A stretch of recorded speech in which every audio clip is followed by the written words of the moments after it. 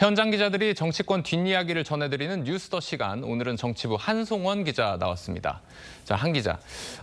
요즘 이재명 대통령 부동산 메시지를 보면 한밤중이든 주말이든 가리지 않고 계속 올리는 것 같은데 이거 왜 그러는 겁니까? 네, 진짜 자주 올리고 있는데요. 아무래도 본격적인 선거 국면에 들어가기에 앞서서 집값을 반드시 잡겠다 이런 메시지를 분명히 한 걸로 보입니다. 네. 아직 여지는 남겨뒀지만 세금처럼 민감한 카드를 꺼낼 수 있는 마지막 타이밍이라고 판단했을 수도 있습니다. 진보 정권에서 부동산 투기 문제 핵심 의제인 만큼 설 연휴를 앞두고 지지층을 향해 이 문제에 대한 분명한 메시지를 주려는 의도로 읽힙니다. 코스피 5천이나 계곡 정비처럼 어렵다고 여겨졌던 과제들을 해냈다. 이런 점을 강조하면서 부동산 가격 잡을 수 있다. 이런 시그널을 주려 한다는 겁니다. 그런데 어제 오늘 야당의 반응을 보면 그렇게 긍정적으로 보는 것 같진 않아요? 네, 야당에서는 요 며칠 대통령의 표현에 주목하고 있습니다. 호통 경제학이다 이런 표현에서 보듯이 실질적 대책보다는 말로 억제하려는 거 아니냐는 겁니다.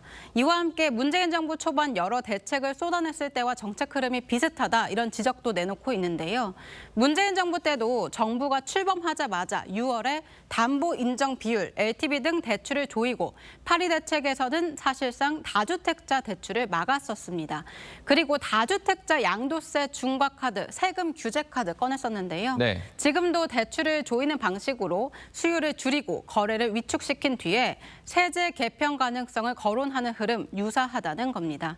실제 여당에 물어봤더니 선거를 앞두고 있어서 조금 조심스럽지만 세제 카드, 세금 카드 배제하지 않겠다 이렇게 말하고 있습니다. 아하. 양도세, 즉 거래세뿐 아니라 이재명 대통령은 여러 번 보유세도 언급했습니다. 중장기적으로 보유세와 거래세 체계 전반을 손질하는 방안 검토되고 있는데요. 다주택자뿐 아니라 고가 1주택자 아니면 비거주 1주택자의 경우에도 과세 기준을 재정비하는 방안도 거론되고 있습니다. 이 부동산이 민생과 직결된 문제인 만큼 굉장히 중요하고 각 당도 민감하게 보는 문제죠. 지금 합당 논의가 이루어지고 있는 이 민주당과 조국혁신당에서도 이 문제를 가지고 공방이 이루어지고 있죠. 네, 오늘 토지 공개념을 두고 설전이 있었습니다. 네. 현재 조국혁신당은 토지 공개념 도입을 당 차원에서 추진하고 있습니다. 토지 소유의 공공적 성격을 부여하는 토지 공개념 입법을 포함해서 주거권을 국가가 책임지는 소위 사회권 선진국을 추구하고 있는데요. 여기에 선거법 개편을 통한 2인 선거구제 폐지 등도 내세우고 있습니다. 조국혁신당 합당 논의 과정에서 지금 말했던 이런 제안들을 민주당의 입장에 대한 어떤지 요구했다고 합니다.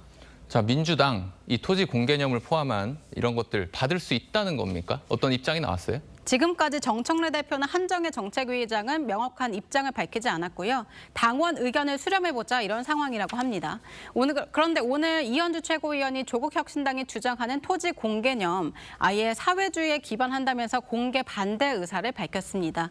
이현주 최고위원은 합당 자체에도 반대하고 있습니다.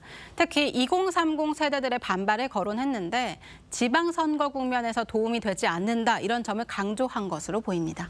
쭉 보다 보니까 정청래 대표가 처음에 합당을 제안했을 때랑 비교해보면 좀 갈등이 수면 위로 좀 떠오르고 있다 이런 생각이 좀 드네요. 네, 당 안팎에서는 이해찬 전 총리 장례 기간 동안에는 이견을 좀 자제해 왔습니다. 네. 앞서 보신 것처럼 하루 만에 공개 반발이 터져나온 건데요. 당 안팎에서는 앞으로 진행될 합당 관련 당원 투표 찬반 비율 등의 관건이 될 수 있다 이런 전망도 나오고 있습니다.